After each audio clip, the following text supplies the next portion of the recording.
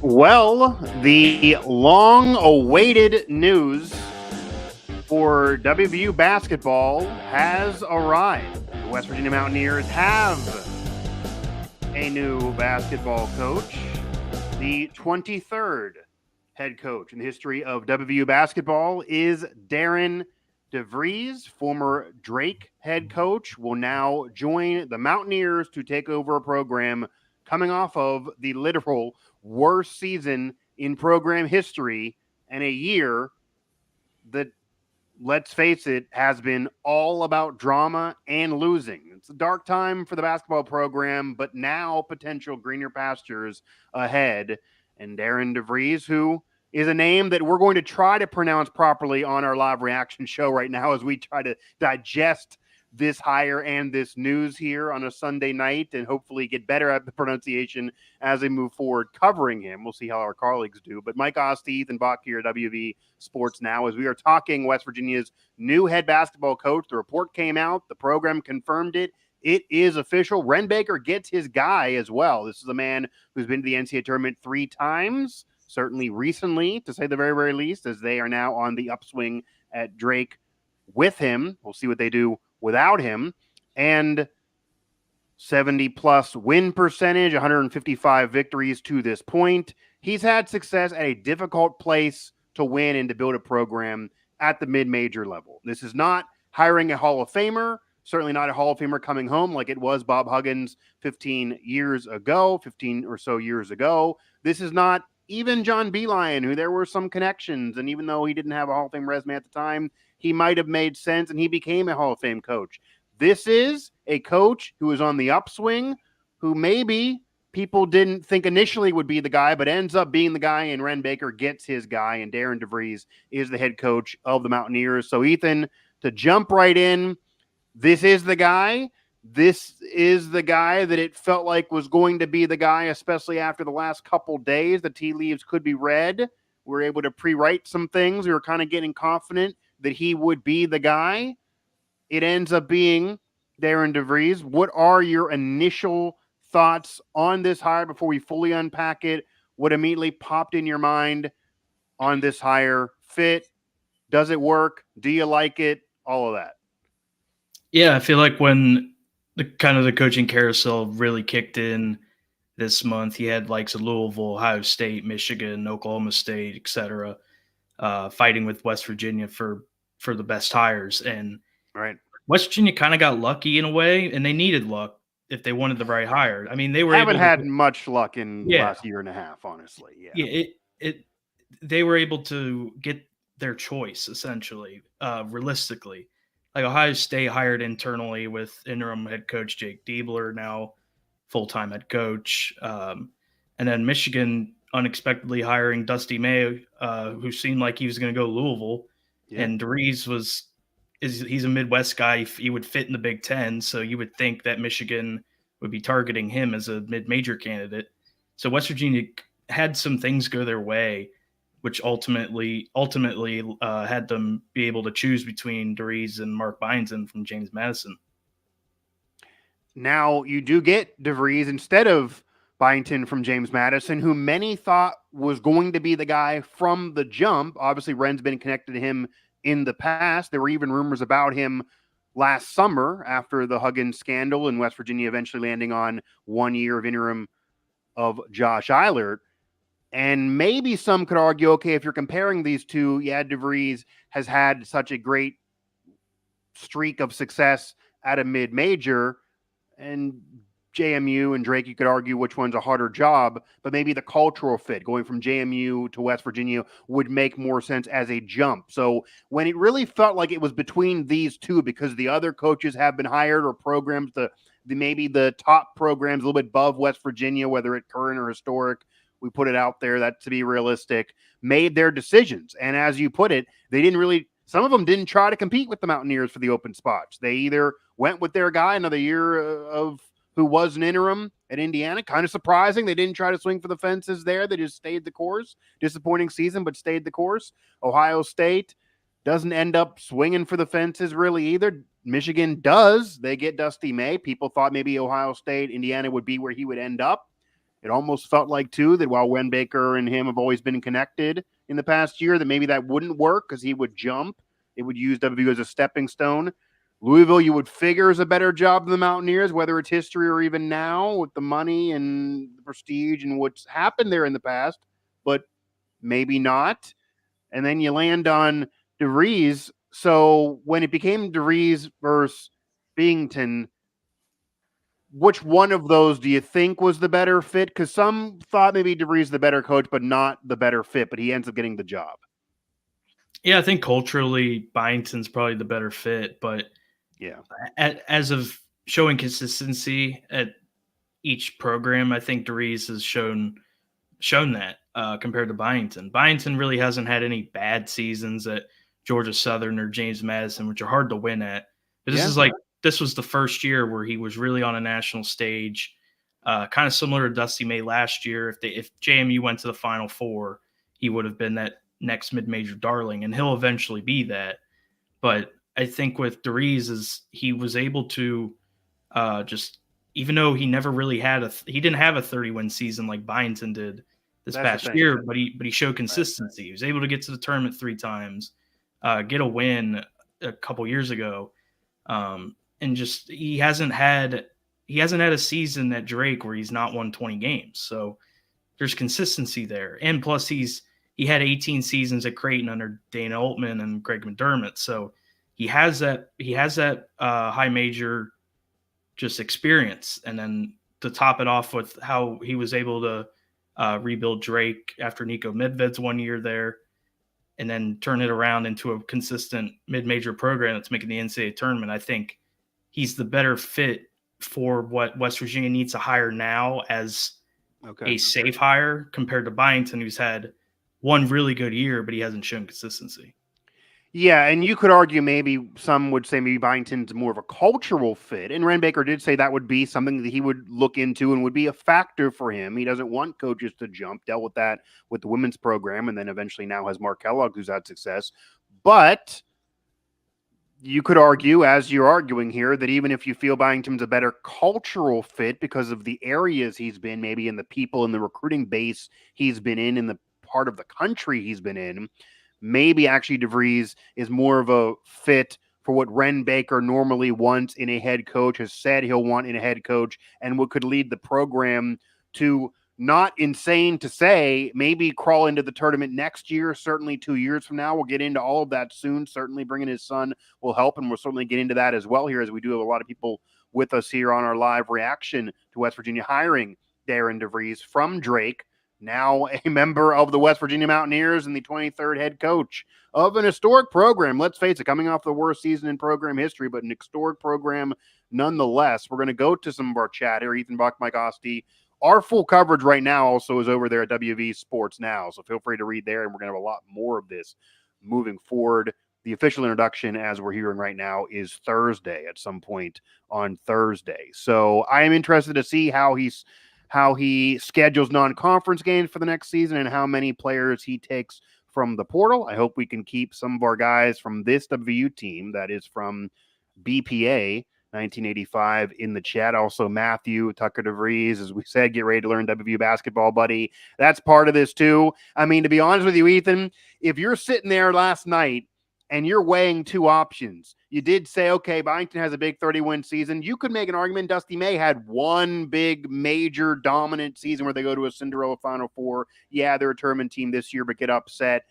But maybe Ren Baker's thinking, you guys worry about the big jump from what you did prior. I want consistency. So I'd rather have 20 wins for 5, the hope is 20 years, but 20 wins for 5 years in a row, and maybe not a 30-win season, but you could have a deep tournament run because just getting in, you could do it, versus 17 wins, 24 wins, 30, then 23, then 18, more of a helter-skelter thing. So maybe that's what Ren's thinking, or maybe he just said to himself, this is a package deal.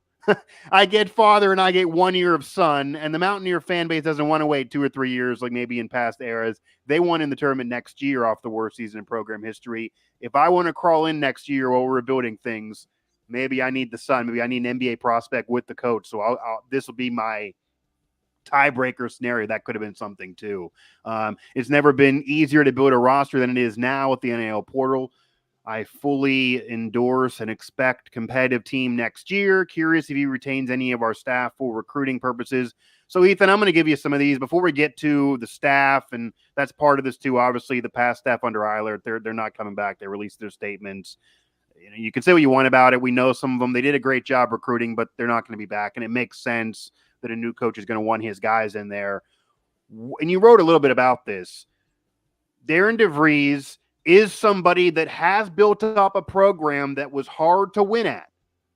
However, he did do it mostly through high school recruiting and started doing it before the transfer portal era. He has now dipped a little bit into the portal the last couple years. It has allowed him to take a little bit of a step up from where he was 3 or 4 years ago that might have happened anyway based on the success he's had there at Drake. What do you expect him to do now with the resources of the Mountaineers and what we know is in the NIL, the exposure, the Big 12, the fan base, etc., the social media activity, because that's a thing too, in the portal? Will he do more portal than in the past? Is he still going to live in the high school recruiting base, which I think would be probably a negative? I'd imagine Ren doesn't want that. Will he marry the two together? What do you expect out of him recruiting-wise now that he's going to be at West Virginia versus what he did at Drake? More of the same? Will he act differently? What can we expect there? Yeah, it was interesting to kind of track his years at Drake because when he took over the program, he had to go all portal basically at first, but then it slowly transitioned into a mix of high school and transfer portal recruiting. And honestly, their portal recruiting wasn't anything crazy, especially not on paper like WVU in the past couple of years. But I'm thinking it's going to be a balance between the two. Okay. I mean, obviously this offseason, they're going to have to go portal. There's no question about that. It does help that he brings his son eventually over once he enters the portal and commits, but and it can help if he brings some of his Drake guys over as well. But he's going to have to go portal. You're going to have natural losses, I think, still with the current roster.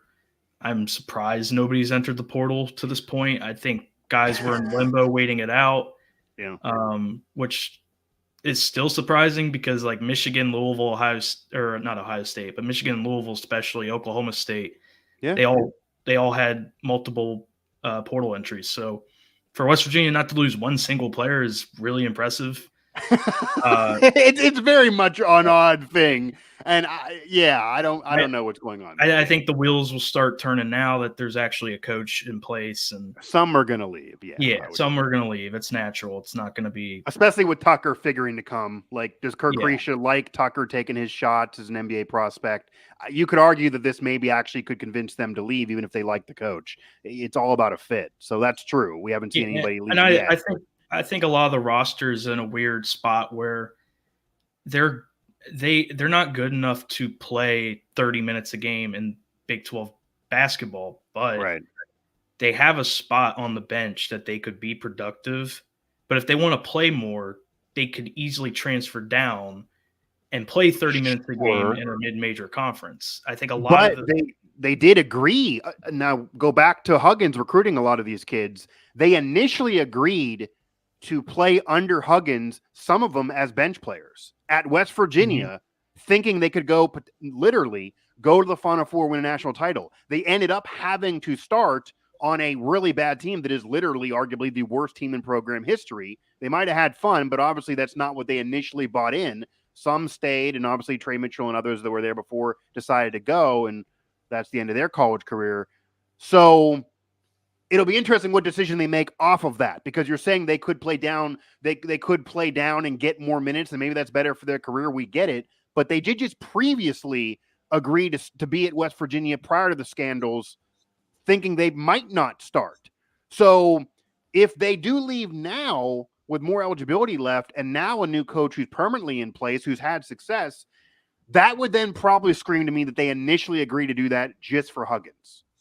And again, I don't want to make this show about Huggins, but that would then probably say that they were willing to do it for a Hall of Famer, but they might not be willing to do it for anybody else. And then they would want minutes separate from tournament or not unless Huggins or a coach like him is involved. Because again, that was just for his resume. They might have agreed to do that then. That's the only difference I could see now. Well, also these guys have just been through so much the last calendar year that it could just be they might just want to change the scenery. So I just think a lot of these guys are in a spot where they could transfer down or they could stay at West Virginia, compete for minutes. But either way, DeVries is going to have to go through the portal this offseason, no matter how many players they lose. And then I think then they have to slowly transition starting this summer into long-term recruiting through high school, building relationships. They have a signee for 2024 from Josh Eilert's staff and Carmelo Atkins. So they can have at least a start and then kind of turn that into 2025, 2026. And would he fit Darren DeVries' teams at Drake, or now do you expect him? Because he even told us directly he wanted to see who the coach was. Now that we know the coach, do you think he fits, or is this now probably a red flag that he maybe would decommit or not want to be there anymore at all since he's the signee? It sounds like DeVries had contact with him early in his high school career, so there's at least a connection there.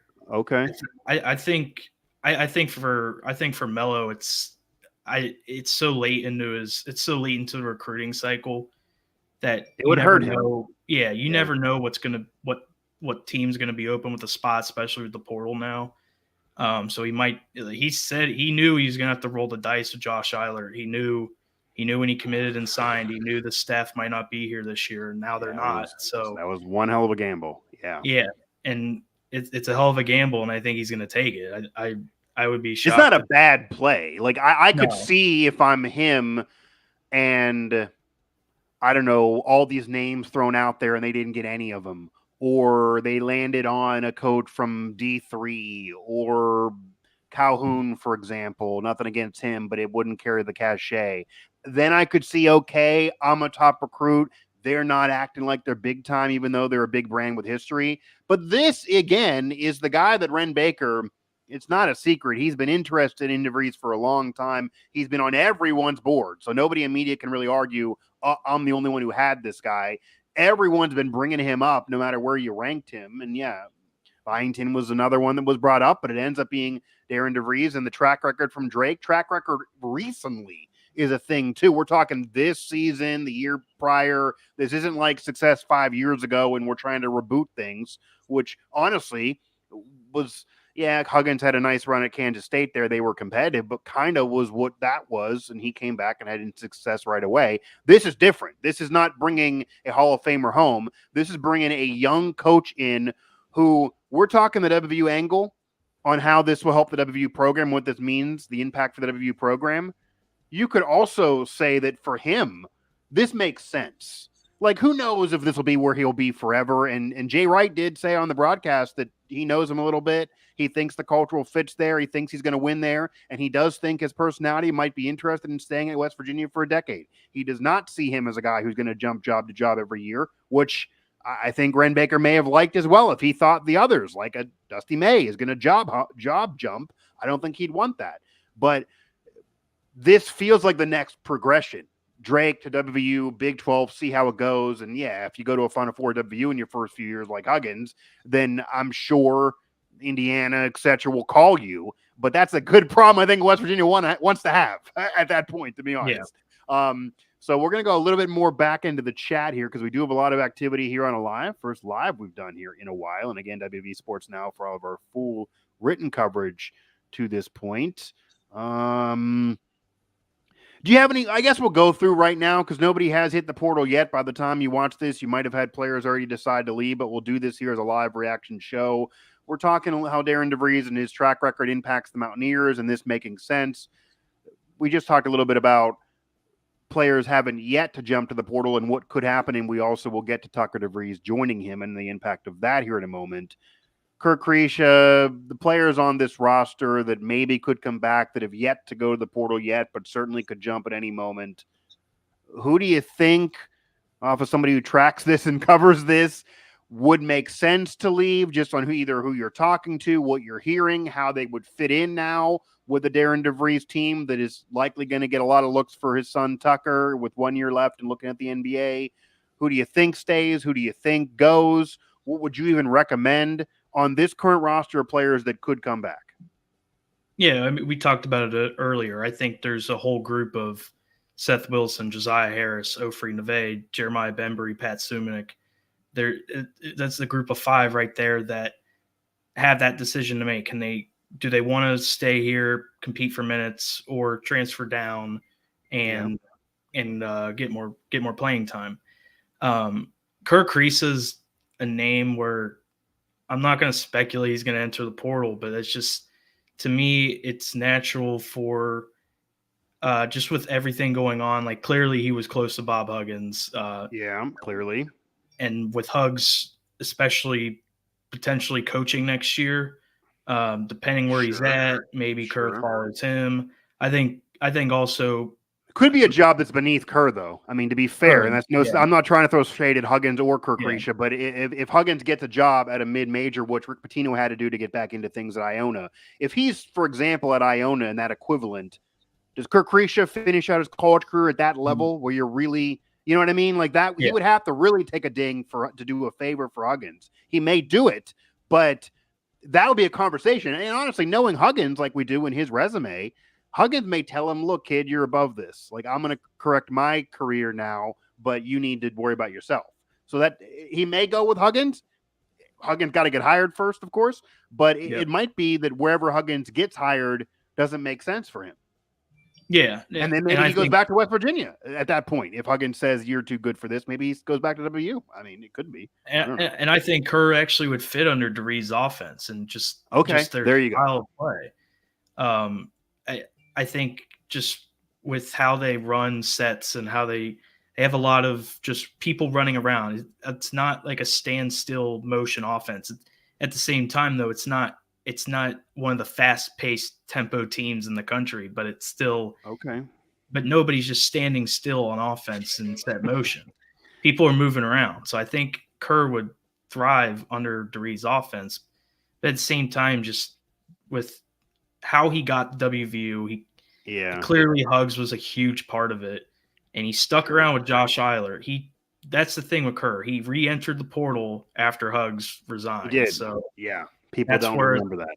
That's where it's like, does he test the waters again? And I honestly, you could test the waters and choose to come back again. I mean, that is a thing that could happen. Yeah, I think that's what people forget. You can enter the portal and exit. Just because you enter the portal doesn't mean you're officially gone. Most likely, it's 99%. The guys are gone.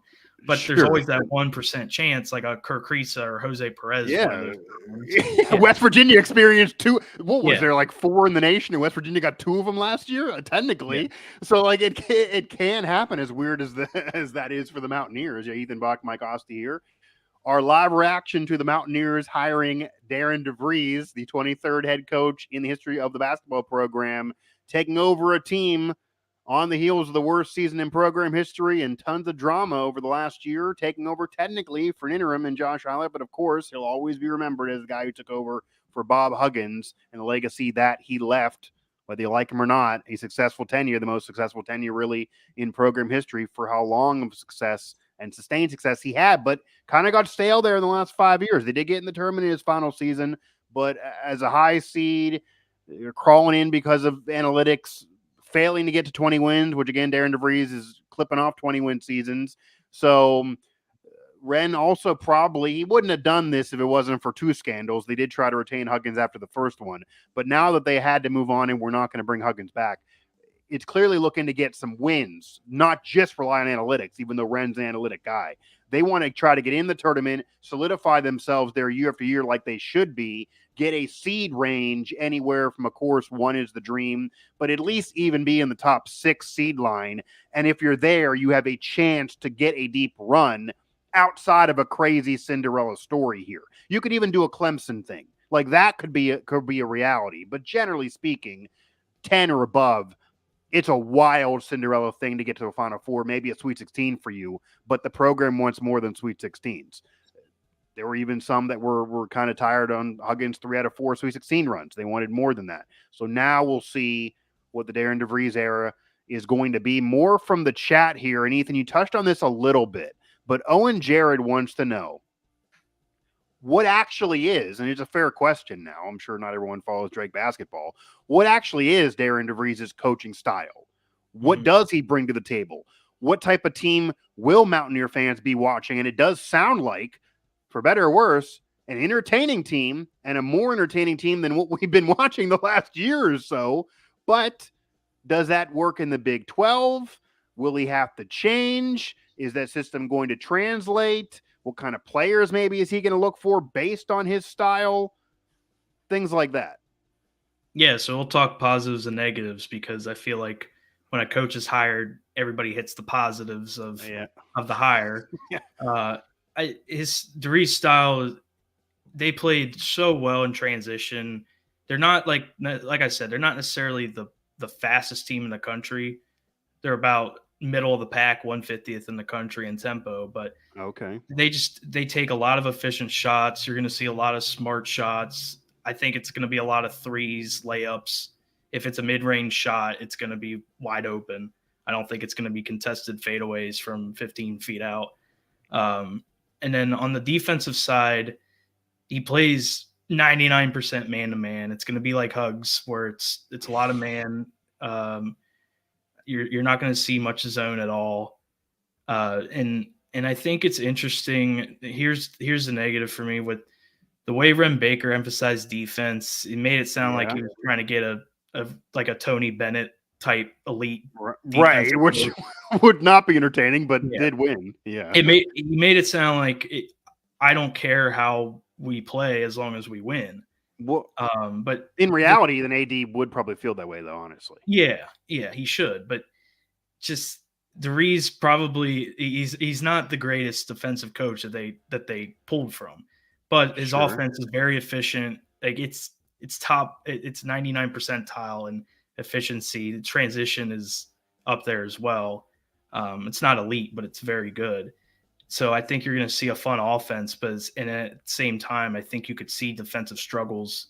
They allowed 70 points a game, but they scored 80 points a game. So I think you're going to see some high scoring basketball, but he's had his occasional couple good seasons defensively. Now, what that immediately screams to me is it'll be fun, entertaining to watch. You'll win some games you're not supposed to win, but you're probably going to lose some games you're thinking maybe you wouldn't lose because you're going to have defensive lapses. And that style, this might even go back to John Beilein a little bit if you really want to connect to history. And this might even connect to maybe the Kevin Pittsnoggle era. That went to an Elite Eight, a Sweet 16. That was very successful. But that era, and that's even before my college days, by the way, but just knowing that era, that was kind of hard tack city. Because that was an era that you can really sneak up on some teams, but you also can lose. It's going to be entertaining. That was a lot of three-point shots. That was an era where there wasn't as many threes. We'll see now what DeVries does at West Virginia, where there's a lot more threes, at least in the basketball world. Do you agree with that kind of assessment just off the top? And then if that is the case, is that a recipe? I'm going to throw it out there. And I know the program, I've been the proponent of this. They should properly go back to history and claim what needs to be claimed. But they have claimed a national championship from that 42 NIT title. They got number one rank in a major poll. They got it. It was the better tournament in that period of time. So the banner says national champs. It's out there. The NCAA approved it. However, they want to win a legit one. And Ren Baker wants to win a national championship. He really, really does. He said it publicly. He said it privately. He's not doing this to go to a Final Four and feel like that's the ceiling. And that kind of was the vibe when Huggins got there. That was celebrated as if it was a national title, because that's an incredible ceiling to get to. Does this DeVries style win national championships, or is there a ceiling there? Because it almost sounds like if the defense has a bad day, he's losing 99-98 in an Elite Eight game, and that's just live or die. That's just how it's going to be. But it seems like it's a little maybe nerve-wracking if you're looking to really go the distance. Yeah, I think it's hard to exactly compare it to Beilein. Yeah, sure. I'm just throwing it out there. Yeah. I get the comparison. I think just when you look at how Drake's offense and defense has been through the last 6 years, it's very sporadic. Like they've had some really average offensive and defensive seasons, but then sometimes they've been ranked in the top 50 defense one or two seasons. So they have their stretches. And that's what I mean. Like, when does the stretch come? This is like, you're almost making me a little bit more nervous about how far they can go. I like the hire, but like, I'm just saying that it almost feels like this could be, I don't know, one of those, like it almost feels like it's concerning for March, I guess. If you're figuring you're going to be in March all the time, even it might be fine for the Big 12 play where it's physical basketball. It might be concerning for a March run. That's the concern. I could see the concern, but and I agree with Ren that defense wins in college basketball now. Yeah. And you obviously still need a good offense, but the way DeVries has his just setups, like it's a lot of 3-guard, 4-guard type lineups, and that wins now in college basketball. And like I said earlier, they take efficient shots, so a lot of them it's either a 3 or it's a layup. It's not a lot of mid-range shots. So I think when you have the 3-4 guard lineups in March and you get hot at the right time, especially if you're that Cinderella, if you get like Oakland or even Duquesne winning a game in the tournament, when you get into the tournament at just a hot rate over the last week of basketball and you're playing good basketball, and then everybody's hitting their shots, I think that's all out the window, and you can make a run through your offense, but you still need good defense. Yeah, and also he's coming from a mid-major program, but Drake did beat tournament teams the last few years. So he does have wins over tournament teams. Oakland actually is one of them. You did mention the loss to UAB, which would be one of those losses that I think I'm kind of concerned about, which I'm alluding to. That you could be the better team, have the better resume, but his style could get nipped in March. But maybe not, and anybody can get nipped in March. So it is hard to coach and just hire somebody off of 3 weeks when you got to get there in the first place. And again, they're coming off of the worst season in program history. And also saying the efficiencies there. Ren Baker, again, is a very analytic guy. I've seen him. He has tons of spreadsheets all over the place. So he even does schedules that way. It's not just for show. He probably looked at all of that. He probably played the analytic game. He probably is trying to project it to the Big 12. I guarantee he did all of that. I mean, yeah, they wanted to hire before the Final Four. This is well before that. This is after some other programs, even though they kind of got lucky, were other programs that maybe were ranked higher than WVU based on who's the top program, open, decided to go in other directions. Who knows where they would have been if Indiana, Ohio State said, let's play ball. Who knows? One of them might get DeVries. Like, he was a darling out there that these programs, and many reports say he even had options. So going further more into the chat here. So number one, Matthew Swanson is bringing up that his average, and I didn't do this math myself, I'm going to go off what Matthew's saying here. His average height of his lineups the last several years is 6'3", which would imply like small ball.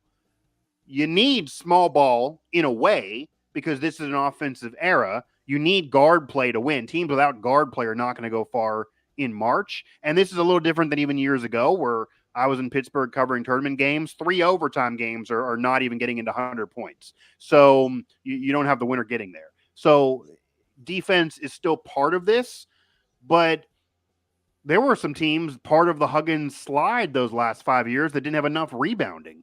Eilert certainly didn't have any rebounding. That was the West Virginia problem the last 2 or 3 years, especially even the tournament year.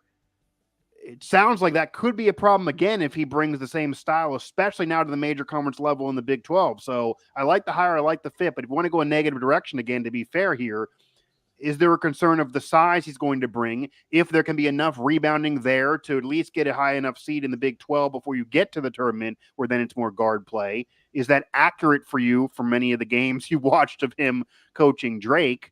And is that maybe an area that he could maybe change and say, okay, I'm a guard guy in the mid-major level, but I got to get a big here. I got to flirt with 7 foot for one player at least on this team that he maybe didn't recruit before. Yeah, like I said earlier, it's a lot of 3-4 guard lineups. And I think in the Big 12, like just the style, I don't think you can go an average height of 6'3" with 4 guards. Maybe if you count his son at Do you think 6'7". that's correct, by the way? I'm just giving Matthew the benefit of the doubt here. He plays a lot of. Okay. I honestly wouldn't doubt that he plays a lot of Yeah. guard ball.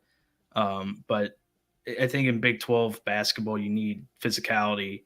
That's what I mean. Toughness. Right. You need size. You need guys that could, especially at the 5. You need guys that could look like they could play tight end in the NFL. That's not the John Rothstein tweet. Like we're gonna need a new logo and a new saying on the shirt after games if they win. If that's a 6'3" team and that's the tallest guy and they're all lanky guards, it's not tougher than a long weekend at your in-laws. I'll tell you that. Yeah, I think that style definitely works in March. Like I said, playing with a lot of guards and spreading out the floor and taking efficient shots. It works in March. In Big 12 play, they could struggle with, like you said, rebounding defense, physicality. But if you go, I think you can pass that with a 3-guard lineup as long as the 4 is a stretch 4 and then can also play defensive interior. I think it could work. And find this to work. Sure, and Anthony Perry here to give a shout out. He actually compared a possible DeVries strategy off of kind of what I'm saying to mirror what Baylor did to win a very surprising national championship with 3 guards, a big, and then a stretch 4 that was kind of a tweener in the middle there. And they just banged them and maybe had 3 guys take all the shots and the rest of them just played physical. That could be a strategy that maybe could lead to success, but I think that is the issue if he recruits the exact same way. It is a strategy to win in March, but you got to get there first. And as much as getting in is a thing because it's March Madness, I'm sure Ren has also played the projections out there. There's still a seed line of a ceiling in terms of winning natties. Like you don't want to be a 9, a 10, a 12 seed every year and then say, well, Big 12 is not our style, but we're great for March because we got the guards. They do want to get a relatively solid seed to get there and get a good setup and a good path. So you don't want to drop Big 12 games and say, we'll get them in March. That cannot be the situation every year. I can already see Mountaineer fans getting sick of that if that's going to be the thing. So that'll hold you back from deep runs. That'll get you in the tournament.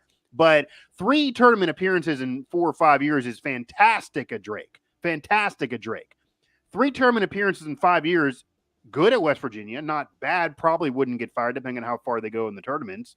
Maybe you need more than 3 out of 5, but no one's hanging. I mean, that's not going to be a giant banner. That's not, I mean, that's going to be a little small thing, maybe thrown on the big banner that has the years. That's not going to separate when you're looking at Huggins and Beeline. He's going to need to make at least one run. He's probably going to, I think some fans here, you've been bringing this up a lot too. You're mentioning Big 12 style. Forget March. I think the fans fairly want to make a run in the Big 12 tournament one of these next couple of years. I understand you got to rebuild and you got to transfer portal and you probably cannot fairly expect them to go ahead and win a conference title next year. That would be unreasonable. But in the next 3 years, and he will get the time here, I'm sure knowing Ren, he will get the time. Look at what he did with Neil Brown, giving him more time. I would say 3 years from now, they got to at least win 2 or 3 conference tournament games and see what happens from then on. I mean, that was the hit on Huggins, that even if you're getting in because of analytics and the world likes you, the basketball community, at least prior to the scandals, I don't think everyone wants to live off of analytics and have 19 wins and have a hard time on social media against opposing fans, but you're in the tournament and you can add another year to the historic record. Like you got 31, Pitt has 27, but you're doing it off analytics. The fans want to win games. Like, to be fair. Yeah. Like, can you win games, and can you win road games in the Big 12? Can you win rivalry games? Can you beat Kansas outside of just in Morgantown? Can you make a run in the Big 12 tournament? Like, if Iowa State can, you can, if you're looking at the history and the money of the program. So I don't want to hear that it's impossible because you're West Virginia. These are small markets that do not have the history of the Mountaineer program and do not have the money that are doing it. Baylor won a national championship. I mean, no one would have predicted that 10 years ago. So those things are part of this too here. Ethan Buck, Mike Osti, our WV Sports Now live reaction to the Mountaineers hiring Darian DeVries from Drake, 23rd head coach in Mountaineer basketball history, and of course replacing the 1-year interim of Eilert, Huggins, and prior Beeline. So 2 Hall of Famers in the midst there with an interim. There will be expectations, even though you got to temper them and give him some time here. Okay, going back to the chat, and this goes Paul H here. We got to be competitive in the Big 12, obviously, especially play defense. Drake has been a big guy who can also possibly Drake has a big guy who can also possibly transfer that's realistic in addition to Tucker. Thoughts on anybody else on the Drake roster besides his son? His son is slam dunk gonna come. That makes sense. You're just going through the motions there. Okay. But when you see a coach go to a school, especially in this era with the portal, you usually see 2 or 3 players come. Look at Mark Kellogg going from Stephen F. Austin to West Virginia, what he did there. If they want in the tournament next year and want to make a Big 12 run, yeah, they're going to go in the portal, but maybe they just go raid his team that was a tournament team. Like, are there other players there that you think can step up and play Big 12 basketball? Yeah, the biggest, I talked about this a little bit in just the analysis of what he's done at Drake. I talked a little bit about the high school recruiting. Kevin Overton is a freshman at Drake, and he averaged 11 points, 3 rebounds. He's 6'5" guard. He's not the big that we were talking about, but right. That would be like having. I think that's been a problem with West Virginia the last 2 seasons. It also seems here the big doesn't have eligibility left, is what the rest of the chat is saying now. I didn't look exactly who he was talking about, but he's alluding to a big. You got to look at the eligibility too. Yeah. But with West Virginia, it would be huge for DeVries to get a freshman transfer who has 3 years of eligibility. I think West Virginia recruited the transfer portal really well, but if there was any criticism I'd give, it's all those guys were either 5th-year seniors or traditional seniors. Right. It was rarely a freshman transfer, sophomore transfer who had multiple years of eligibility. So to be able to get like a foundation, and that's what Ren Baker talked about, is building that program kind of similar to the Neil Brown template, even though if it'll take a little bit, but just being able to get. Don't ruin the vibe I got going in the chat right now. Don't ruin the vibe with me for 5-year journey. I like Neil Brown, but I don't think the fans want to go through that. Yeah. But just getting freshman transfers, sophomore transfers, that at least helps substitute West Virginia not recruiting high school as much as they used to, especially towards the end of the 2010s with Huggins. Yeah, 100%. I mean, you can't. It doesn't matter where you are, unless maybe you're at Drake. You can't live just recruiting high school. Now, if you're Drake, or even if you're Creighton and you're vying for a national championship and you're looking to get further than an Elite 8, and you're a mid-major, though, and you have disadvantages of being a mid-major, you might have to rely on having a top high school recruit build himself up, and then 2 years later can do what now Creighton's doing now, and you mix in some transfers that see the program doing well and, okay, I can get some shots there and have success there. That's one thing. But when you are a major program, you can't live with high school recruiting. And to Neil Brown's credit, actually, because, yes, he continuously keeps saying that he is a developmental coach and they got to go to high school recruits like Rodney Gallagher, things like that are going to save the program. In the same year he brought in Rodney Gallagher, he brought in the 13th consensus All-American in the football program history off of a multiple-time transfer that came from the Big Ten after prior being a Group of 5 guy in Beanie Bishop. So those guys are key too, and you have less players to deal with obviously on the basketball court. So those are going to be key as well. But yeah, I would think that, and honestly, Calipari even alluded to this a little bit, even though he said he probably can't change at this point in his career. We are seeing teams win off the transfer portal, and you cannot live in high school recruiting. That's true. But we also are seeing teams that have been together and been around each other for more than 1 year and have some chemistry beating off the teams that have 7 portal players or have an entire roster of NBA draft picks. We just saw an insurance salesman beat an NBA roster. And why?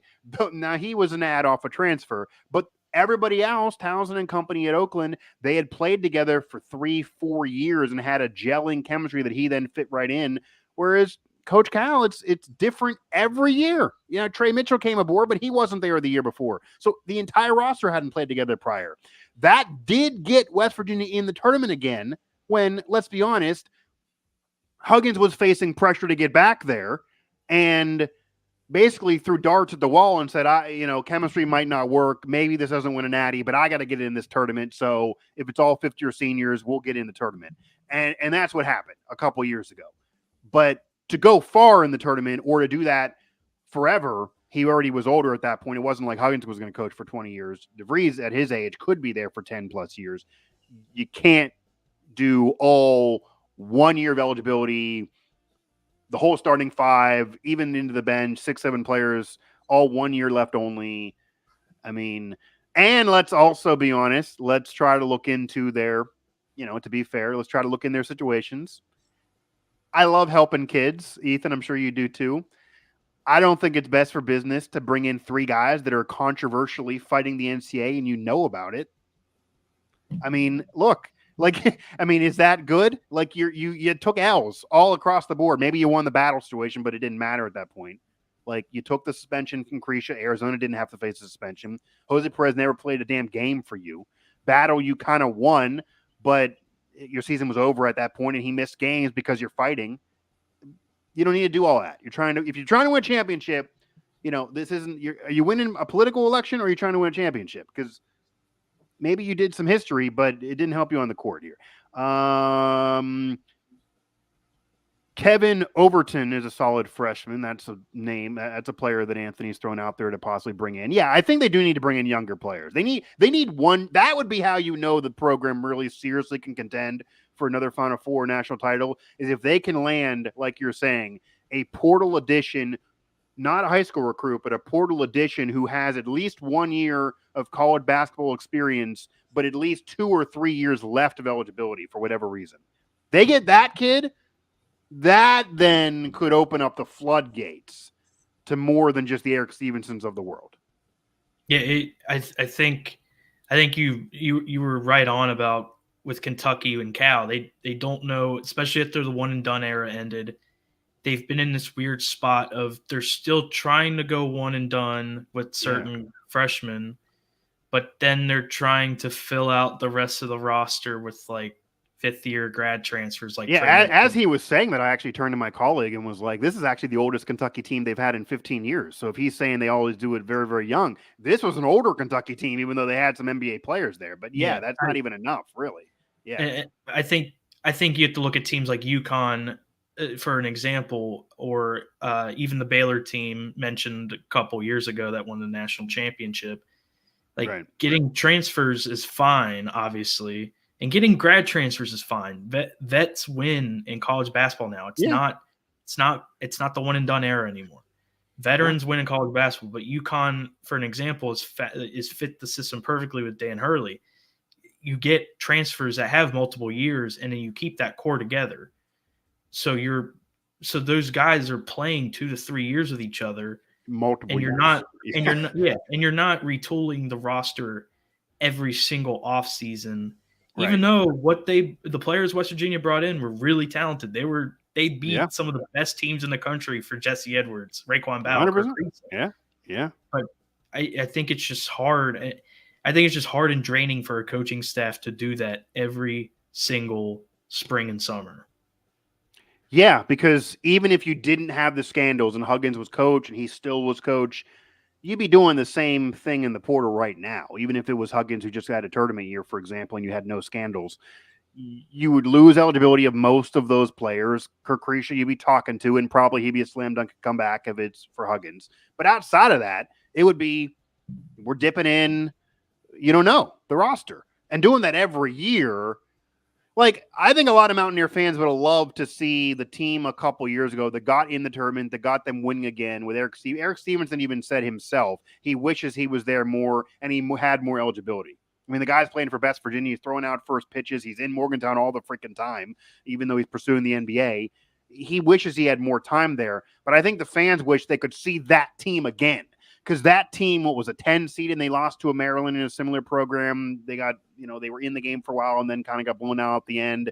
If that same team had another year left, you figure then they're, a 4 seed, and then who knows? Like that. And you even had guys from that team want to come back, like Trey Mitchell, right. Joe Toussaint. They did, yeah. They were coming back prior to the scandals, yes. Until Hugs screwed up. So, right. like that team, the way it was built was fine. You had a mix of guys that had yeah, they had 2 years of eligibility. They weren't all. 2 is okay. 2 is okay. 2's okay. Yeah, but it just Hugs ruined it with everything last summer. You had the opportunity to retain Trey Mitchell, Joe Toussaint, bring guys back from last year's season who made the NCAA tournament, and mix that with a great transfer portal class. Like, they had a formula down, and it probably was going to work. They were probably going to make the NCAA tournament. They were probably going to get national talk with how good their roster was. That's why people were what if here. Yeah, that was why Andy Katz and those guys prior to the scandals was saying West Virginia is a dark horse Final Four team. It sounded crazy because obviously they haven't been there since 2010 and they had the Sweet 16 run, but that seemed like the ceiling for the more modern WVU.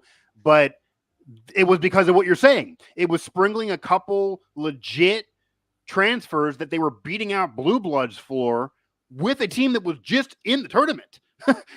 and moving some of those players agreeing to move down in the pecking order, thinking they were going for a natty. Like, that was real life in February and March. And then we know the story. So now it's the future of the program here with Darren DeVries here, Ethan Bach, Mike Oster here, WV Sports Now, our instant reaction, our live broadcast here of the Mountaineers hiring Darren DeVries from Drake.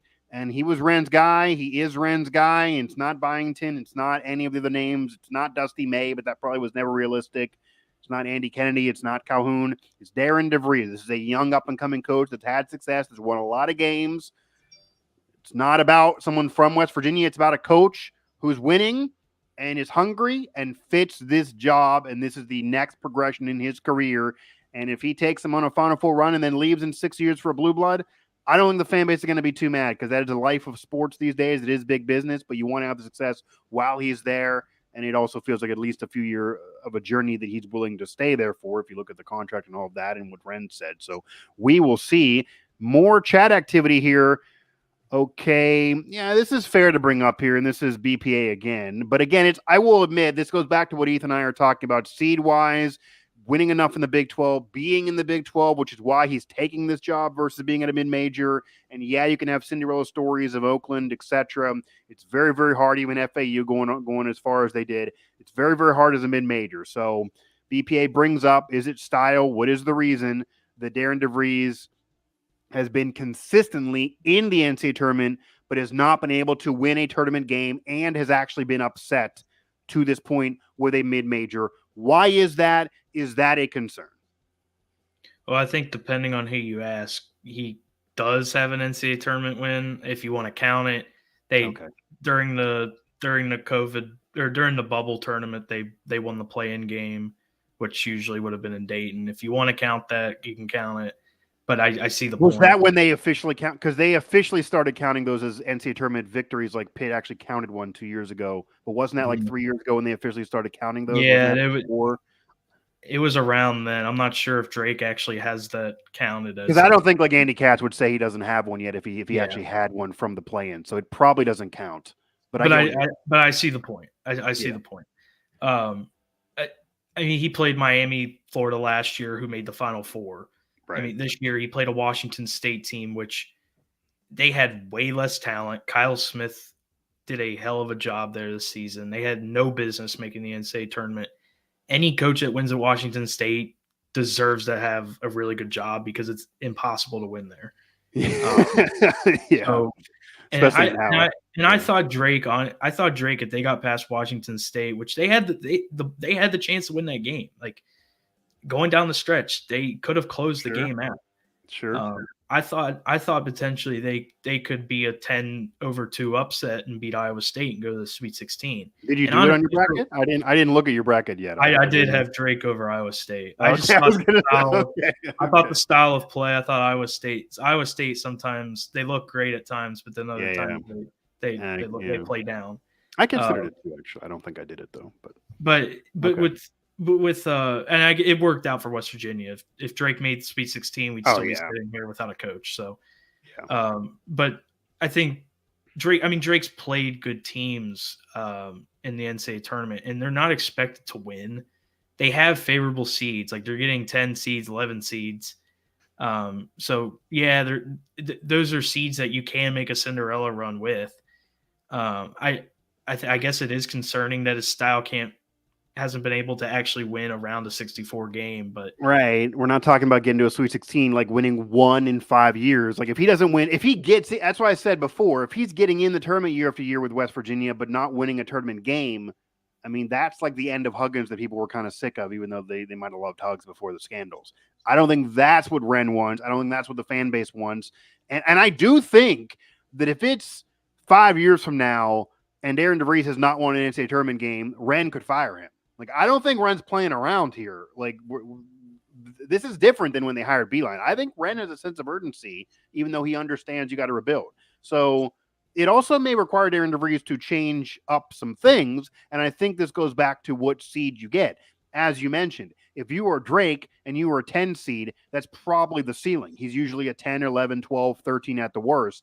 At West Virginia in the Big 12, and he might have a mulligan next year because you're rebuilding, but with the portal, etc., the 10 seed was because of analytics, and they didn't even win 20 games. They almost threw him in as a 10 seed to be nice to Hugs because of analytics, and they were playing a really, really tough schedule. That's an anomaly year.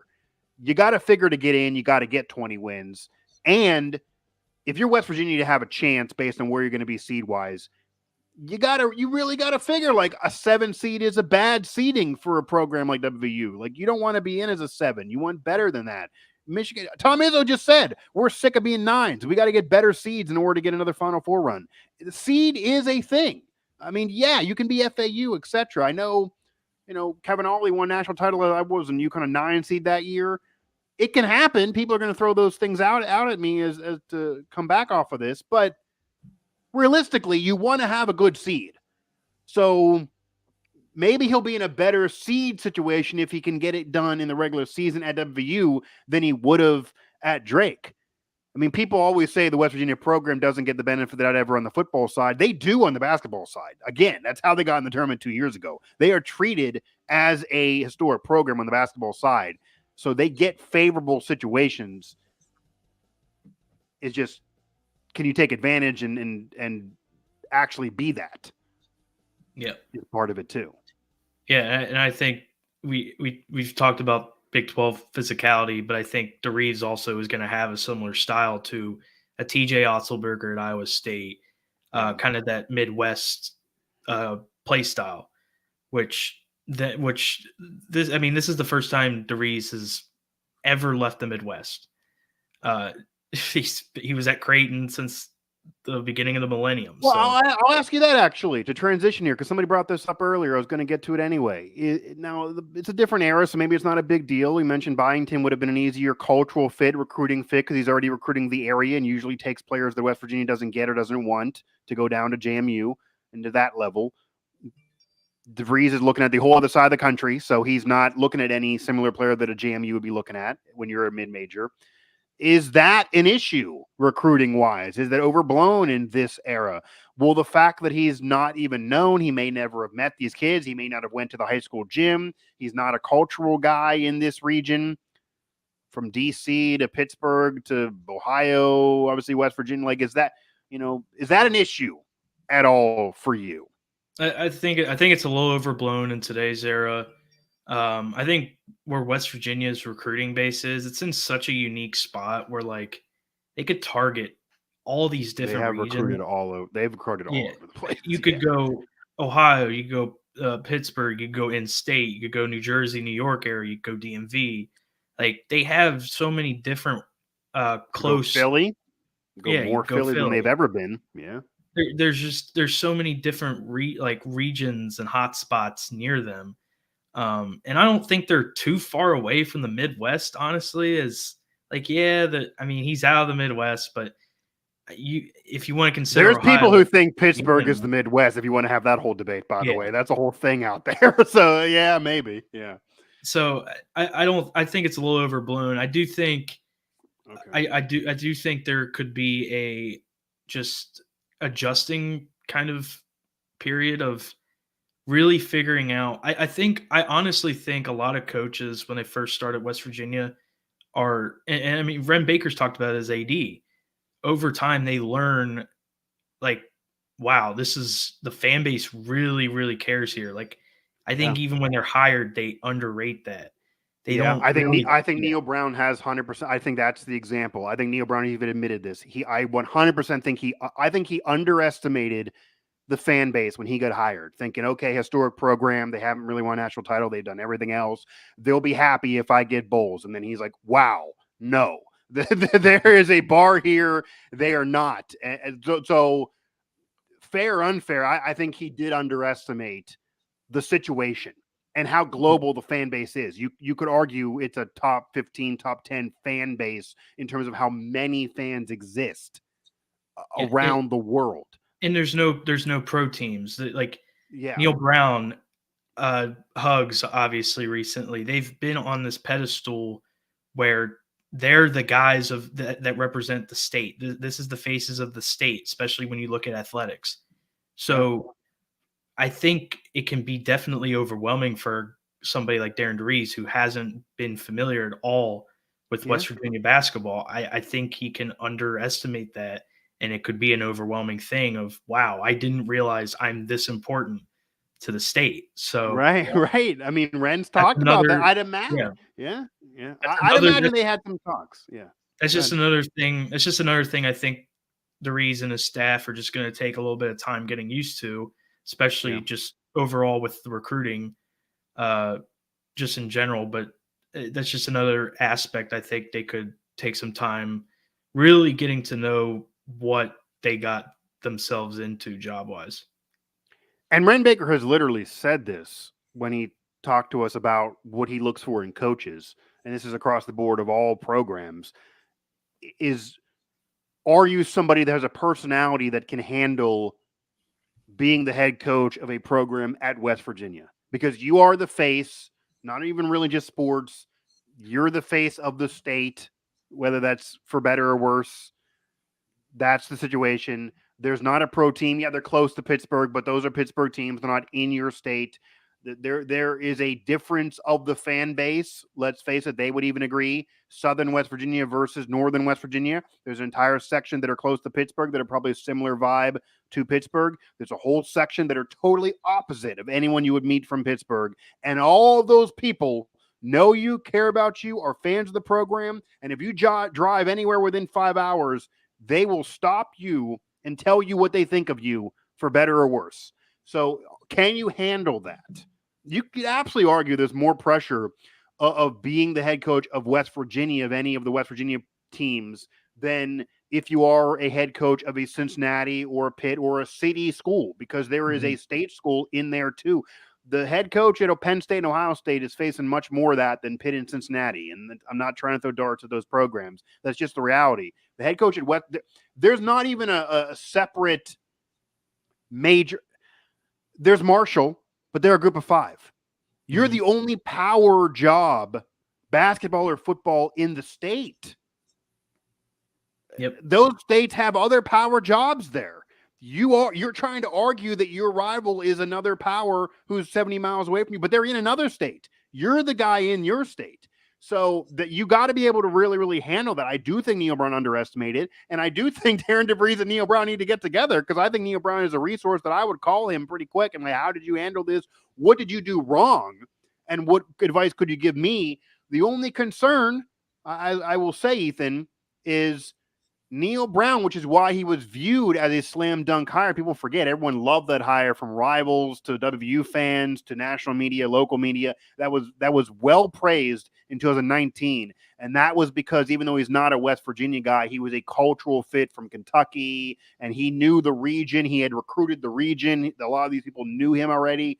That is not the case for Darren DeVries. So while you're dealing with the same thing Neil Brown had to deal with more pressure because you're replacing Huggins and even a more historic program you're taking over, but you also do not have the advantage of being a cultural fit or have any recruiting leg up of knowing any of these kids and having watched them in high school. That is a difference that I'm sure he's well aware, and I'm sure Ren and him have had multiple talks. Knowing Ren, I'm sure Ren basically probably could see the resume and do the analytics before they met. I would guess a lot of their conversation was Ren trying to say, do you really want this? you'll probably face a tougher job here than at Louisville or at other schools that are rumored to be interested in him. Again, Louisville, Kentucky is the pressure job, even though Louisville's won a national title. West Virginia, it's WVU. There's no pressure at Marshall. I mean, again, not trying to throw darts there. That pressure is not like the pressure at West Virginia. Let me see here. The Hoops hype video had Stewart leave no doubt vibes. Dale, that is one hell of a comment there. For Sean Mariner and those guys, Joe Mitchin, I do love the digital team and the graphics team that they put together there. Ross Mara as well. But Stewart, leave no doubt vibes. Let's not get ahead of ourselves. Let's not go out of control here. DeVries does seem like he has a lot of energy. Maybe he'll bring that energy too. Maybe he might be a coach that people like rooting for. He'll bring that energy. Maybe he'll yell at a press conference or two. Maybe Ren liked that as well. They probably talked about some professional wrestling. I know they're both fans of it here. And this is hard to say right now. Ethan, any thoughts on any of the assistants he's had already that likely could come with him? Any other coaches around the country that you think, okay, could be a fit? A Dermar Johnson type of guy that we're talking about areas they have to recruit. Dermar's not coming back. He was brought in to recruit DC. Is there somebody else out there or is that still a plan that you would recommend that, okay, you don't have Dermar, you got to get a Dermar equivalent to be a former player to recruit the DMV? How would you staff this? Now you have a younger coach, not a Hall of Famer, not interim. You have a proven younger coach who has coached, who will not be learning on the job. He knows how to do this. He's been to tournaments. What kind of staff do you think is ideal around him? And what do you think his staff will probably look like based on what he had at Drake? Yeah, so he had 3 really main assistants at Drake and then 2 other assistants, obviously, in like a director of ops recruiting roles. I think it's going to be interesting how he gets. I think he's going to have to get a little creative with this. I don't know if it's going to be just as simple as everybody comes with him. Maybe it is like that, but I do think they need at least. Now we've talked about this. They needed to turn the page from the Huggins era, and the Beeline era, even just kind of starting a new era. From the last 20 years. But at the same time, I do feel like they need somebody at least to be a buffer. Just be able to tell them how this job is. Just kind of show them around a little bit. You're talking about like a former player? Because obviously they had a lot of those last year. You had Butler, McCabe. Yeah. I mean, McCabe is one that I have heard some rumors he's not released a letter yet. Is there any chance of maybe him being brought back? The others are not. He hasn't released a letter. He's not hired anywhere else. Like, is that something that, like, just one of them, bring them back, just get him there? Yeah, is that's important for you? Oh, yeah. I think Jordan McCabe is, out of all the player assistants that they had, and this includes Deshaun Butler, who is obviously the best player West Virginia's had in 20 years. Yeah. I think Jordan McCabe is the best player that the kids can relate to now. They grew up watching his mixtapes on YouTube. Yeah. They saw him grow up as a media sensation.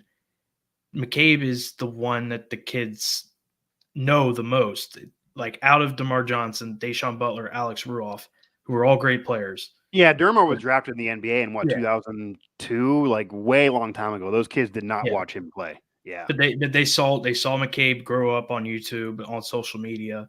Yeah, and McCabe has that Midwest Big Ten country. He's from Wisconsin, so he's close at least, and I could see him having that connection with DeVries being from Iowa. So yeah, it would make sense for him, and I think they need a former player on staff. But at the same time, they do need to turn that page and move on. So then, who are some former players, if you could think of any, that have no tie? Well, I guess it's hard to say no Huggins ties. He's been head the coach in 2007, but they were not on the previous staff. Yeah. Say, are there any that were not on the previous staff, even if they have a Huggins tie? that could actually make sense as somebody who's in the coaching ranks. We're not talking about, Deuce McBride gets hurt and has to end his career as a player, and all of a sudden you're bringing him in. He's never coached. Is there somebody that actually this could make sense to Frank, bring in? I think if West Virginia hired Dustin Kearns from App State, it would have been pretty easy to bring on Frank Young. He's a top assistant there at App State. I mean, I don't think he would leave App State now, just being a lead assistant there. But that's one name I can think of that's jumped up in the coaching ranks over the years. But I'm really set on McCabe. I think.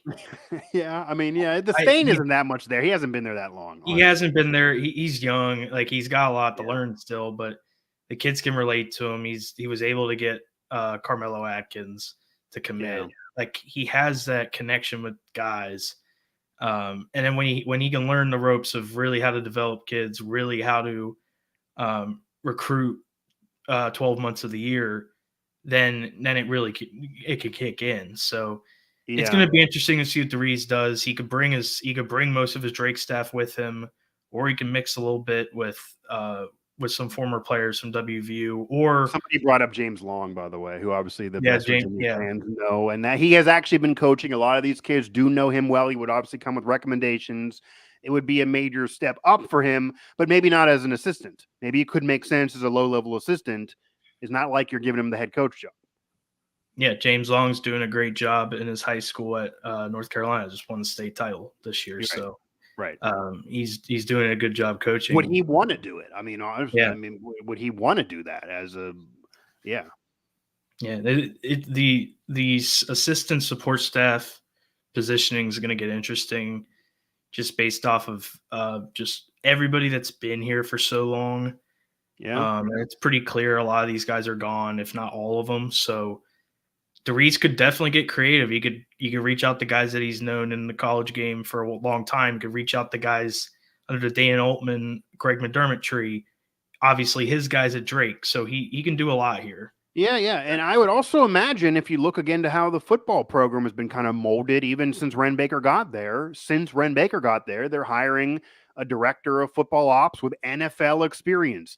I would not be surprised if you're seeing now a director of ops added, and I'm not talking about like a Ron Everhart. I'm talking about maybe a legit guy that Ren throws money at, that oversees things more than what Beeline, supposedly was doing with some conversations with Eilert, more than just a text or two. That could be a thing. McCabe would be something that I think would really, really make sense.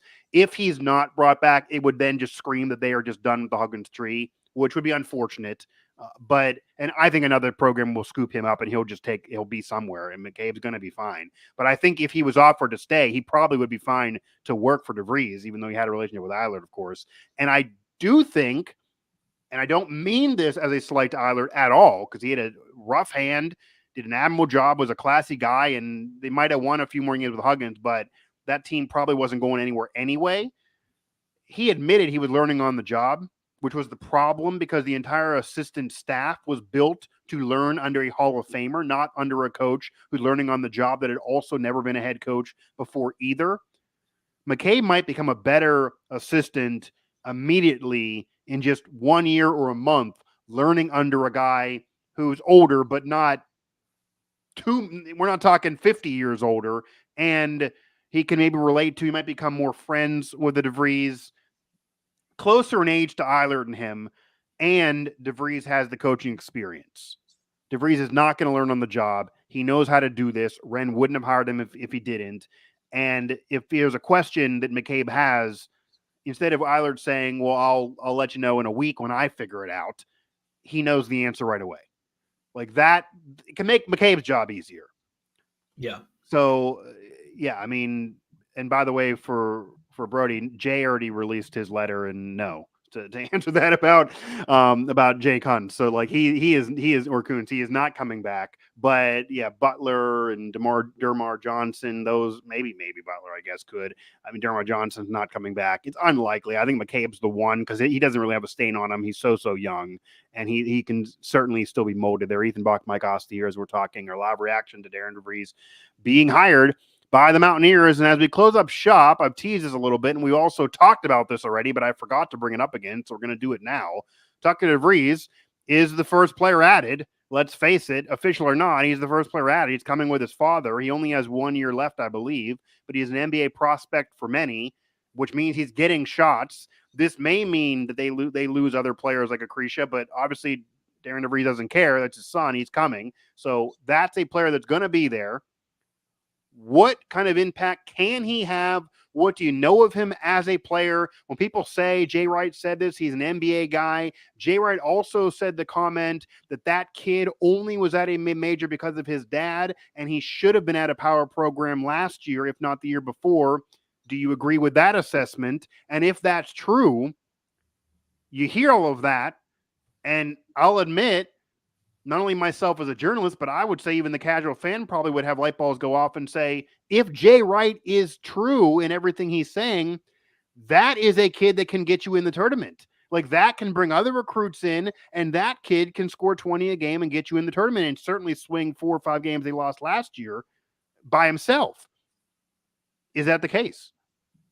Yeah, I think especially just throughout the coaching search, I think it was impossible to figure out, could West Virginia get a Jesse Edwards, Raekwon Battle, Kirk Kriisa? Could they outbid and out-recruit these blue bloods for top transfers? Well, they're probably going to have a top 10 transfer with Tucker DeVries.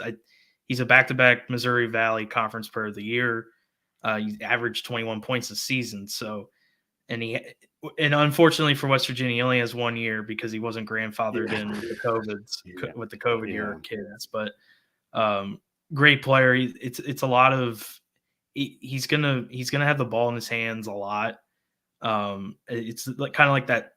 I don't want to. I'm not going to compare him to Luka Doncic, but just that tall guard, just the tall guard, just the tall guard that can shoot on all 3 levels, play make at the same time. It's going to be, he averaged 7 threes attempted per game. So it's going to be a lot of shooting. It'll be different in the Big 12 though. Will he get as many looks? Like what would you translate if you average 21 in the Missouri Valley? Like, is he going to put 21 up in the Big 12? I think he's that good. I think it's agree with Jay that he really was only there because of his father and he should have been at a power program. No, he's legit. You don't win. You don't win a major player of the year twice. You're not good. But I think his numbers will also play a part in who else they bring. If they kept Kirk Kriisa and then they brought a couple of the Drake guys, his numbers are going to go down, especially in the Big 12. But if they identify him once he officially commits, if they identify him as the go-to scorer for the season, which it probably will be likely that he is, then I think he's gonna. I really don't think his numbers take a hit going into the Big 12 because they're going to be playing a different or a similar style of offense to what they had at Drake. Yeah, and Justin Villa here, if I pronounced that correctly, here in our chat, brought up an interesting point. And if you're doing a sales pitch, I would probably say this. Kirk Kriisa has been open by saying that he feels he plays his best ball and his teams are the best when he is a pass-first point guard and then adds in the sprinkles of scoring later. That's not what he did last year because they needed him to be the scorer. If that's true and he truly believes that, this could be an opportunity to do that. And maybe he would become that pass first point guard, get 10 assists a game, pass it off the Tucker tons, and maybe you'll still get 12 or 13 points instead of trying to score 20 on your own. Someone else will be the leading scorer. You'll sacrifice shots. You'll be in a better team, and you'll be able to be the pass first point guard you've been talking about for years. So, throw that back at him. He's alluded to that. Like, that is a great point there by Justin to bring up, and this might allow the team to fit. And granted, we could get off here and Kirk could enter in the portal. But I think the point of it is that bringing in a player like Tucker, even though you have a connection, Like, he was probably going to go wherever his father went. If his father took the Louisville job, he'd probably be with his father at Louisville. It's not like he's, in love with West Virginia.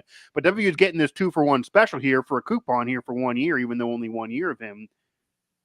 But other players may say, okay, you got a top 10 transfer. I don't care why he's there. He's there. I want to play with him. That might bring West Virginia even more transfers. Yeah. We're on social media. That's reality. Kid sees a program lighten up on social. That's what it was before the scandals, guys.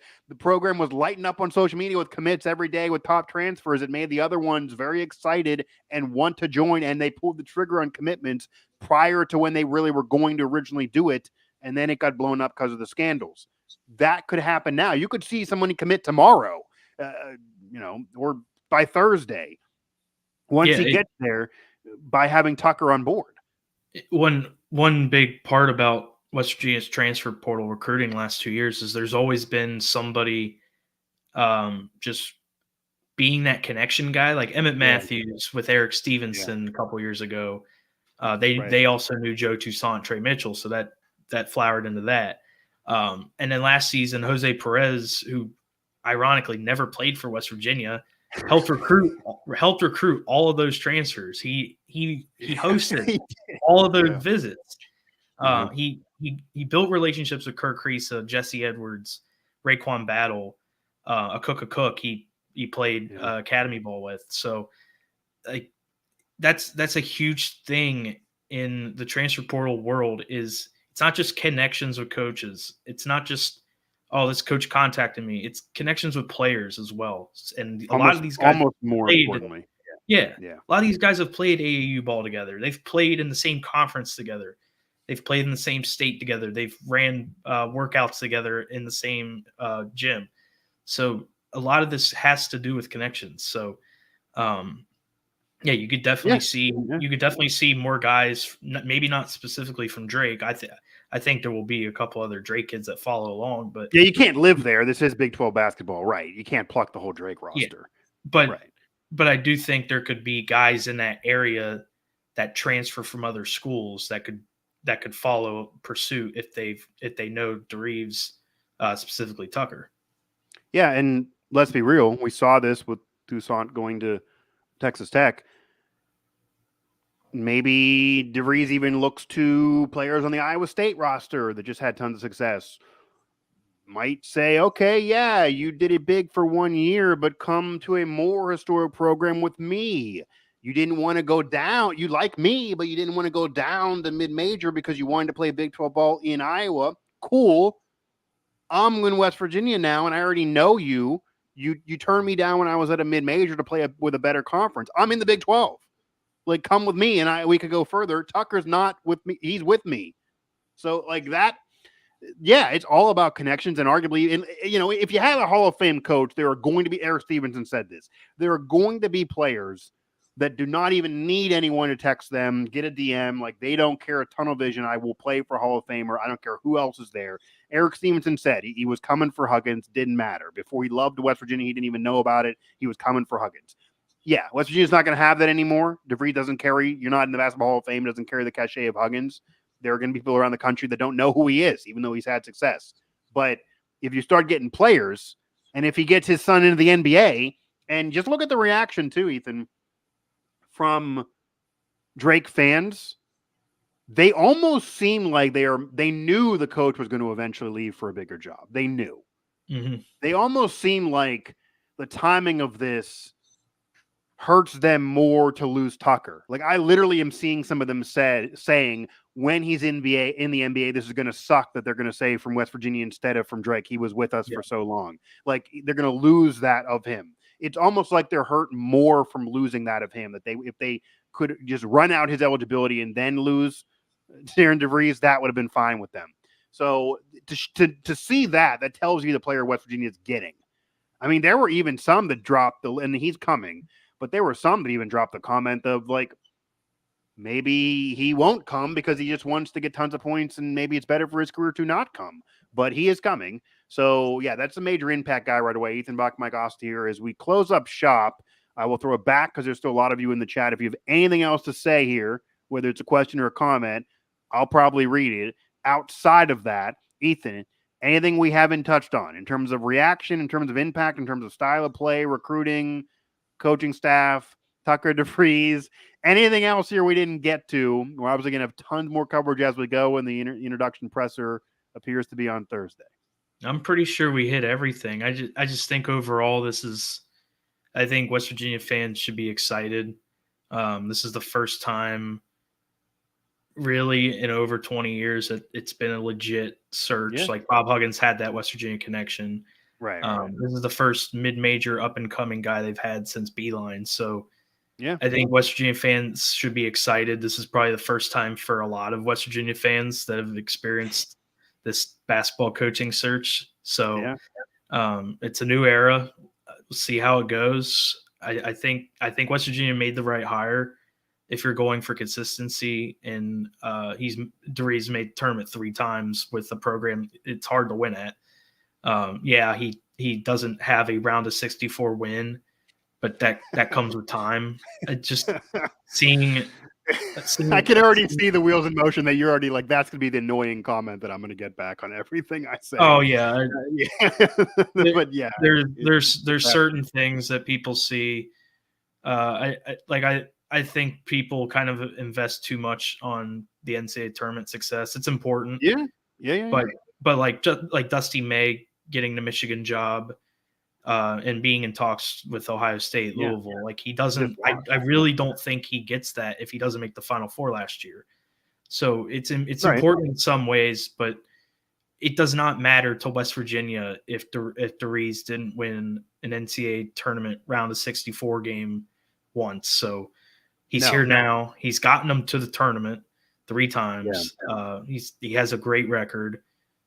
That's all you want to see. And if he can build that program that Ren Baker wants rather than building a team every year, then I think you can start really getting the wheels going and building that long-term momentum that West Virginia really hasn't had in a few years. Yeah, and it's clear that Ren Baker wants to build a program, whether it be football, basketball, women's basketball, volleyball. The man wants to build programs, sustained success, program success that has happened at West Virginia in a myriad of sports throughout its history. So to do that, you need consistency. You need somebody who has the fire in his belly that's not 70 years old, that is of age to do this with you. Someone that he's going to relate to, someone that players are going to relate to. You bring an NBA prospect with you. That's certainly a great coup for you as well. I think this fits culturally. I think it fits personality-wise. I think the fans are going to like watching the team in terms of exciting brand of basketball and maybe him as a coach. And this does start a new era for sure. And I was going to ask you actually to close up shop here what the reasonable expectations can be. I'll save it because I don't think that we can really speak on it now. It's hard to know what the roster is even going to look like. But realistically, if you're expecting to win a conference title in year 1 of anybody, that probably is unreasonable, guys. But West Virginia does not care if he won an NCAA tournament game prior to getting to West Virginia. Admittedly, Ren Baker and the fans will start caring after you get several years into this without an NCAA tournament win at West Virginia. But there's no reason to believe he cannot win one at West Virginia and win multiple at West Virginia. And I will close it with this, that I think this actually is perfect. So Justin again. And obviously, it's a reality. Regardless of how it ended, and nobody wanted it to end this way. And yeah, this is somebody taking over for Josh Eilert, but he's really replacing the Huggins era. Huggins was still around. We'll see how often he's around now for Darian DeVries. There's no Huggins guys there right now. That there are always going to be people that are going to say, like, to start a tenure. Last time West Virginia did a head coaching search, they got a Hall of Famer. Yeah, he was coming home, but 3 years in, they will go to the Final Four. Like 3 years in, I don't want to just win a tournament game. I get it. Those people are always going to exist. They're always going to say that you could have just brought Huggins back and then the Eric Stevenson of the world would come for Huggins and maybe they would go further next year just for Huggins. Maybe there'd be more money invested just for Huggins to buy him a natty. That was the thing a year or so ago. Those people will always exist. And Justin here admits he was one of them, but now says, I am a Huggins guy still. I also still think this is the best hire Ren and WVU could have possibly made in today's NBA basketball era. And then let's go. So that's where we are now. Like, this is the coach. You could wish Huggins ended differently. Huggins would wish it ended differently. This isn't anyone else's opinion other than the fact. Everybody wishes it would have ended differently. If it didn't happen, if one scandal happened, if the other one didn't happen, maybe he'd still be there. But in reality, it's now Darian DeVries. Eilert was there. Props to him. It didn't work out. This is now a new era. And anybody who wanted it, here it is. This is a perfect fit if you have to bring somebody in this situation. And it was never going to be Huggins. So we will see. That'll be the we will see here what happens as Ethan Bach and I think we touched on everything we possibly could touch on here in this live reaction broadcast. The rest of our coverage, Ethan's analysis, etc., is at WV Sports Now. Any final word, Ethan? No, I like you said, I think we touched on everything. I think like I said, I think the fans should be excited, and I'm excited to see what DeVries says this week and when they announce the introductory press conference. Yeah, I think it's gonna be a little different of a vibe than when Eilert was officially handed the keys as the interim. I mean, this should be national attention, some excitement there. We'll see if he drops the bomb of I'm here to win a national championship, or if he screams and does a Ric Flair woo, or if it's maybe more calm, cool, collected. We'll see, because I think Ren's here for all of it. So whatever he wants to do, Ren's probably going to sign off on. So it's going to be appointment television there on Thursday when we do get that new era officially kicked off, and you can just see the reaction around the country to this. Again, West Virginia coming off the very worst season in program history, managed to get their guy that they wanted all along and beat out other programs that arguably are in better spots right now. Doesn't happen if there's not a reason.